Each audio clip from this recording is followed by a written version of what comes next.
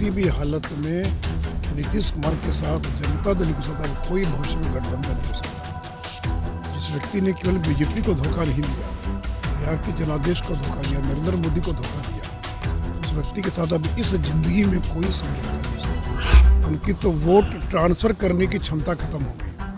वो 44 सीट जीते और जब वो तब जीते जब नरेंद्र मोदी आकर उनके पक्ष में भाषण किया, नहीं तो 15 सीट भी नहीं जीत पाते। अपने पांव पर खड़े होने का बीजेपी को मौका मिला है, इसलिए कोई सवाल ही पैदा नहीं होता कि नीतीश कुमार या जनता दल के साथ इस जिंदगी में अब कोई समझौता होगा। सर, यहाँ बैठक चल रही है प्रदेश कार्यकारिणी को लेकर, कैसे 24 मिशन को सफल बनाया जाए। तो अगर इस गठबंधन में अगर नीतीश कुमार फिर से आना चाहें या उन्हें अप्रोच किया जाए पार्टी की ओर से, क्या ऐसी संभावना बन रही है?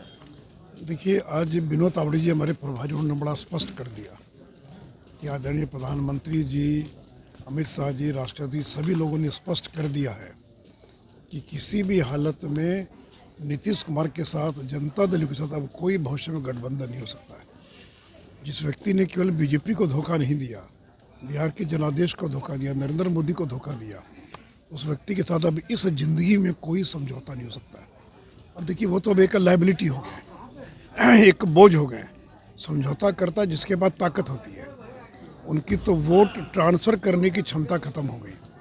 वो 44 सीट जीते और जब वो तब जीते जब नरेंद्र मोदी आकर उनके पक्ष में भाषण किया, नहीं तो 15 सीट भी नहीं जीत पाते। तो इसलिए अब अब नीतीश कुमार में दमखम खत्म हो गया। वो चाहे आरजेडी हो या कोई और हो, कहीं पर भी अब उनकी वोट दिलाने की जो क्षमता होती है वो क्षमता समाप्त हो गई है। तो इसलिए और बीजेपी को तो अच्छा हो गया, हम लोग तो खुश हैं कि छोड़ के चले गए। तो बीजेपी को अपनी ताकत पर 2025 में और सरकार बनाने का मौका मिलेगा और 2024 में भी प्रचंड बहुमत से हम चुनाव जीतेंगे। तो अपने पांव पर खड़े होने का बीजेपी को मौका मिला है, इसलिए कोई सवाल ही पैदा नहीं होता कि नीतीश कुमार या जनता दल के साथ इस जिंदगी में अब कोई समझौता होगा। सर, उपेंद्र कुशवाहा आपकी पार्टी में आना चाह रहे हैं? मेरी जानकारी नहीं है। क्या लेंगे अगर वो भाजपा में आना? नहीं, मैं इसके बारे में कुछ नहीं कर सकता हूँ क्योंकि ये मेरे स्तर का विषय नहीं है। सर, बीबीसी डॉक्यूमेंट्री जो फिल्म है प्रधानमंत्री मोदी पे, सरकार उसको नहीं करना चाहिए, जब बीबीसी से पहले भी कई लीडरों पे डॉक्यूमेंट्री बनाती है।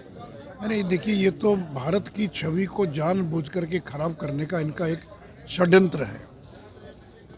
जब सुप्रीम कोर्ट ने नरेंद्र मोदी को बरी कर दिया, एसआईटी बनी जिसकी मॉनिटरिंग सुप्रीम कोर्ट कर रहा था, जितने भी आयोग बने सभी आयोगों ने जब इस बात को स्पष्ट कर दिया कि गुजरात के दंगों में नरेंद्र मोदी की दूर दूर तक कोई भूमिका नहीं थी, उसके बावजूद इस प्रकार से भारत की छवि को खराब करना इतने वर्षों के बाद। बीबीसी के हाथ में जो डॉक्यूमेंट्री लगी है 2002 में जो इंटरनेशनल अरे भाई, कोई डॉक्यूमेंट है तो आज तक कहाँ था वो डॉक्यूमेंट?